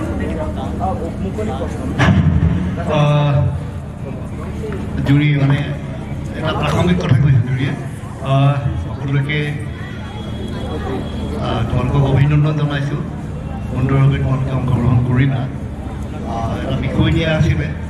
এই বিষয়টো সম্পৰ্কে কথাখিনি অকণমানকৈ আৰম্ভ হ'ল সময় তাকৰ মই আচলতে প্ৰশ্ন কৰাৰ অৱকাশো নাই প্ৰয়োজনো নাই তোমালোকৰ ভিতৰৰ কথা আৰু হৈছে আমিবোৰ আচলতে দূৰৰ পৰা লক্ষ্য কৰিব লাগে আমাক সন্মুখত দেখিলে যিবিলাকে যদি মোক ছাৰ বুলি মাতে জীৱনখিনি মানে ছাৰ বুলি মাতে অকণমান মানে আণ্ডাৰ ডমিনেশ্যন কৰাৰ নিচিনা সেইকাৰণে সেইটো এটা কথা আমি অকণমান দূৰত পৰ্দাৰ আঁৰত থকা ভাল তথাপি যিহেতু অকণমান শুনিলোঁ মই ভাবোঁ দুজন পাৰ্টিনেণ্ট পইণ্ট ওলাইছিলে যে প্ৰথমতে আৰম্ভ হৈছিলে বিকাশ আৰু উন্নয়ন এই দুটা শব্দৰ মাজত পাৰ্থক্য আছে নাই প্ৰগ্ৰেছ এণ্ড ডেভেলপমেণ্ট ছাষ্টেইনেবল ডেভেলপমেণ্টৰ কথা কোৱা হ'ল এই কথাটো সম্পৰ্কে অকণমান আলোচনা কৰিব পাৰি what is progress what is development ইণ্ডিয়াৰ the difference between development and progress এই কথাটো অকণমান পাতিব পাৰোঁ 2 নম্বৰ কথা ইয়াত যিটো বিষয়টো আছিল হৈছে আয়োজকসকলে অকণমান কথাখিনি নিৰ্দিষ্ট দুটা পইণ্ট হেমানি কৰিবলৈ ক'লে হ'লেও মানে যিটো বিষয় দিয়া আছিলে উত্তৰ পূৰ্বাঞ্চলৰ দৃষ্টিকোণেৰে Bharat India from the perspective of the north east what is north east সেই প্ৰশ্নটো আহিব নৰ্থ ইষ্ট মানে কি আমি নৰ্থ ইষ্ট মানে কি মানে লক্ষ্ণৌ বা ভূপালৰ পৰা চাই পিনি এনেকৈ পশ্চিম উত্তৰ দক্ষিণ কৰি নৰ্থ ইষ্ট কৰিছোঁ সেই চেণ্ট্ৰেল কথাটো আমি মূলসুঁতিৰ কথাটো আমি গ্ৰহণ কৰিম নে নকৰিম এইটো এটা ডাঙৰ প্ৰশ্ন হ'ব পাৰে এটা আলোচনাৰ বিষয় হ'ব পাৰে এই জম্মু কাশ্মীৰৰ বুলি কোৱা হয় উত্তৰ একেবাৰে উত্তৰ ইফালে কোৱা হয় কন্যাকুমাৰী দক্ষিণ এই উত্তৰ দক্ষিণ পূব পশ্চিম যিটো সীমা সেই সীমাৰ ধাৰণাটোৰ লগত ইয়াৰ জিঅ'পলিটিক্স জড়িত হৈ আছে নেকি অকণমান সেই কথাবোৰ পাতিব পাৰি নেকি তাৰমানে সেই প্ৰেক্ষাপটত আমি এতিয়া কেনেকৈ ধৰণে কি ক'ম আমাৰ কথাটো হ'ব বিচাৰ উৰি গ'ল কিন্তু লাহে লাহে বিশ্বাসৰ কথা এতিয়া মানুহে ক'বলৈ লাভ পোৱাৰ নিচিনা কৈছে সকলো নাইকিয়া হ'ল LPG কওঁতে আচলতে LPG গেছৰ নিচিনা হৈ গৈছে এই প্ৰেক্ষাপটত আমি আচলতে নৰ্থ ইষ্টৰ যিখিনি কথা যিটো এতিয়া আহিলে ডেভেলপমেণ্টেই হওক বা অন্য ইয়াৰ যিটো আমাৰ পৰিৱেশৰ কথা আহিছে যে আমাৰ দ্বাৰাই আমি ইয়াত সংস্থাপন পাব লাগিব ফেক্টৰী লাগিব ইণ্ডাষ্ট্ৰী লাগিব নহ'লে আচলতে আমি কেৱল মাত্ৰ স্কুল কলেজ কেইখনতে বা এনেকুৱা ধৰণৰ চাহ কোম্পানী বাগান কেইখনতে আমি চাকৰি কৰি থাকিমনে এই প্ৰশ্নও মই ভাবোঁ যে তোমালোকৰ ভিতৰত আমাৰ ভিতৰত আলোচনা হ'ব লাগে আৰু সেইটো জাতীয় পুঁজি হ'ব লাগিব নে বৃহৎ পুঁজি হ'ব লাগিব নে এইটো এটা সামাজিক ধৰণৰ এটা সমাজতান্ত্ৰিক দৃষ্টিকোণেৰে আচলতে সমাজখন এটা পুঁজি গঠন পুঁজি বা সমাজতান্ত্ৰিক ব্যৱস্থাৰ কাৰণে মাজে আমি আগবাঢ়িব লাগিবনে নাই এই বিষয়ে মই ভাবোঁ অকণমান এংকৰিং কৰি কোনোবা এজনে অকণমান মানে কথাখিনি উলিয়াব পৰাকৈ আমি ভাগ ল'লে মানে কথাটো তোমালোকে ক'বলৈ দিগদাৰ হ'ব মই ভাবোঁ যে অকণমান তেনেকৈ আৰম্ভ হ'ব মই প্ৰথমতেই অকণমান দুই এজনৰ পৰা মতামত বিচাৰিম তাৰপিছত আৰু নীলাভে ল'ব যে কিবা প্ৰগ্ৰেছ আৰু ডেভেলপমেণ্ট যে বিকাশ আৰু উন্নয়ন এই সম্পৰ্কেও আমি বেছিক কিবা ডিফাৰেঞ্চ এটা আমি আনিব লাগিবনে নাই দুয়োটাকে আমি মানে একেলগে ধৰিব লাগিব এই কথাটো আমাৰ আলোচনাৰ সুবিধাৰ কাৰণে নহ'লে এনেকুৱা হৈ যায় আমাক আচলতে যে উন্নয়ন বিৰোধী এই মানুহবোৰ উন্নয়ন নিবিচাৰে কিন্তু আমি বিকাশ বিচাৰোঁ নে উন্নয়ন বিচাৰোঁ তেনেকুৱা ধৰণৰ কথা এটা আমি আলোচনা কৰিব পাৰোঁ নেকি মই এই কথাখিনি আগবঢ়াই দিছোঁ যুৱ প্ৰজন্মৰ প্ৰতি মোৰ এটা প্ৰশ্ন দিব্যি দত্তই যিটো প্ৰশ্ন উত্থাপন কৰিলে সেইটো বিষয়ৰ ওপৰত ময়ো বহুতে এই কথাটোকে ক'ম যে যেতিয়া ব্ৰিটিছ সাম্ৰাজ্যবাদ সোমাই অহাৰ লগে লগে আমাক প্ৰত্যক্ষ আৰু পৰোক্ষ দুইভাৱে আমাৰ যিখিনি থলুৱা মানুহ ইয়াৰ আছিলে সেইখিনি বিতাড়িত হ'ব লগা হ'ল আটাইতকৈ ওখ ভূমিৰ পৰা মানুহখিনি চাহ বাগিচাৰ নামত দল হৈ গ'ল প্ৰথম কথা আৰু তুমি যিটো কথা কৈছা সেইটো ময়ো ঢকুৱাখানাৰ মুগা শিল্পৰ ওপৰতে আলোচনা হওঁতে পচন্দ কৰিছিলোঁ যে আমাৰ যিটো ৰেচম শিল্প আছে বিশেষকৈ চুমনিবিলাক ধ্বংস হৈ গ'ল আৰু পলু পোহাৰ যিটো ব্যৱস্থা আছিলে সেইবিলাক গুচি গ'ল চব গ'ল ৰেলৱে আৰু তোমাৰ চাহ বাগিচা পথাৰ নামত আৰু এটা কথা আছে তাৰ লগতে আমাৰ সাহিত্য জড়িত আছে আমাৰ জুৰি ভৰা বৰ্গ আহি আছে উপন্যাসিকা আমি দেখিছোঁ আমি তাৰ পৰা যিটো কুলি অনাৰ ব্যৱস্থা কৰিছিলে আৰু কুলিসকলৰ যিটো দুৰ্দশা সেইটো আমাৰ সাহিত্যত প্ৰতিফলিত হ'ল কিন্তু আমাৰ যিখিনি থলুৱা লোক কেনেকৈ মানে দ ঠাইলৈ আহিব লগা হ'ল বানপানী অঞ্চললৈ আহিব লগা হ'ল হাবি ভাঙি কেনেকৈ মৰিছিল মানুহখিনি সেইবোৰৰ ওপৰত আজিলৈকে আলোকপাত কৰা হোৱা নাই এতিয়া প্ৰশ্ন হ'ল আমাৰ যুগ এটা গ'ল কিন্তু আমি ওচৰত এতিয়া দেখিছোঁ যে আমাৰ যে কাজিৰঙাৰ পৰা ধৰি ইয়ালৈকে পিছফালে গ'লে দেখিবা তোমালোকে এতিয়া ডাঙৰ ডাঙৰ লজ বনাই আছে বিভিন্ন ধৰণৰ মানুহ বহুত ঠাইৰ পৰা আহিছে আহি পেলাই আমাৰ যিখিনি খেতি পথাৰ গোটেই পথাৰবিলাক কিনি লৈছে য'ত মানে বিঘাৰ প্ৰতি ইয়াত লৈ লোৱা হ'ল 2 লাখ টকা আছিল এতিয়া মানে 50 লাখলৈকে দিছে দি পেলাই মাটিবিলাক কিনি লৈছে এইবিলাকৰ কিবা প্ৰতিৰোধ আছে নেকি তোমালোকে ইয়াৰ কি ব্যৱস্থা ল'ব পৰা যুৱ প্ৰজন্মই তাৰ ওপৰত আমাক ক'বা নেকি মোৰ প্ৰশ্ন ইমানেই প্ৰথম ছাৰে যিটো প্ৰগ্ৰেছ আৰু ডেভেলপমেণ্টৰ মাজত পাৰ্থক্য আছে নেকি সেই কথাটো সুধিছিলে মই সেই কথাটোৱে ক'ব বিচাৰিছোঁ ছাৰ মোৰ মতে প্ৰগ্ৰেছ আৰু ডেভেলপমেণ্টৰ মাজত অলপ হ'লেও পাৰ্থক্য আছে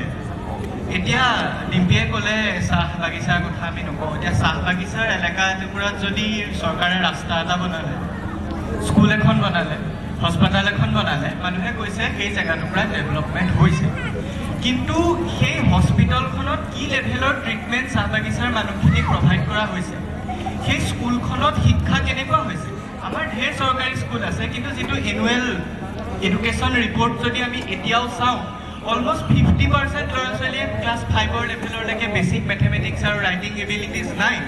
গতিকে সেইখিনি স্কুল থকাৰো কি লাভ হৈছে ডেভেলপমেণ্ট হৈছে কিন্তু স্কুলখিনিত পঢ়ি পেলাই ল'ৰা ছোৱালীৰ মানসিকতাৰ প্ৰগ্ৰেছ হৈছে বুলি মই ভবা নাই এতিয়া মোৰ লগৰ এজন পেনেলিষ্টে ভূটানৰ কথাটো কৈ থৈ গ'ল ছাৰ মই আজি 2 বছৰ আগতে নিজে ভূটানলৈ গৈছিলোঁ ভূটানত গৈ দেখিলোঁ যে 60% ফৰেষ্ট নিজৰ প্ৰিষ্টিন কণ্ডিশ্যনত থাকিব লাগিব বুলি ভূটানৰ কনষ্টিটিউশ্যনত লিখা আছে তথাপিও ভূটানত 6 লেন ৰাস্তা আছে 500 মিটাৰৰ মূৰে মূৰে একদম ধুনীয়া বাথৰুম আছে ভূটানত ক্ৰাইম ৰেট 0 ভূটানত চবৰে কাৰণে এডুকেশ্যন আছে তেওঁ কোৱা নিচিনাকৈ হেপিনেছ আছে তেতিয়াহ'লে তাত ডেভেলপমেণ্ট আৰু প্ৰগ্ৰেছটো একেলগে হৈছে মানুহৰ আৰু মোৰ লগৰ পেনেলিষ্টজনে কৈছিলে হেনো ছাষ্টেইনেবল ডেভেলপমেণ্টটো এটা ভেগ আইডিয়া কিন্তু কনফাৰেন্সৰ পৰা আদি কৰি আৰ্ট ছামিটৰ পৰা আদি কৰি যিখিনি ডাঙৰ ডাঙৰ চাইণ্টিষ্টে তাকটো ডিফাইন কৰি থৈ গৈছে It is a kind of development that keeps in mind the need of the present generation while not jeopardizing the needs of the future generation. I think it is a pretty clear definition in itself. তাতকৈ আমাক clear definition নালাগে আমাৰ ওচৰতে উদাহৰণ আছে ভূটান আমি সেইটোৰ ওপৰত চাই কাম কৰিব পাৰোঁ মই নেক্সট কথাটো ক'ব খুজিছোঁ আমি যদি ভূটান দেখি আছোঁ আমাৰ ইয়াততো তেনেকুৱা কিয় প্ৰগ্ৰেছ আৰু ছাষ্টেইনেবল ডেভেলপমেণ্ট হোৱা নাই আমাৰ ইয়াততো হ'ব পাৰে ভূটানৰ নিচিনাই আমাৰ ইয়াৰ নৰ্থ ইষ্টৰ জিঅ'গ্ৰাফি বুলি আমি ক'ব পাৰোঁ কাৰণ ইমান ওচৰে ওচৰে আছে ছাৰ মোৰ মতে আমাৰ ইয়াত পলিটিকেল উইল নাই সেইটো কৰা আমি দেখোঁ যে আজি দুখ দিব যে বিজেপি চৰকাৰে বা ৰুলিং পাৰ্টীয়ে এইটো বেয়া কাম কৰিছে সেইটো বেয়া কাম কৰিছে যেন আগৰ পাৰ্টীয়ে এইখিনি কামকে কৰাহে নাছিল পলিটিকেল উইলটো খুব প্ৰয়োজন আৰু মই আনফৰ্চুনেটলি মই সেইটো কোনো ৰুলিং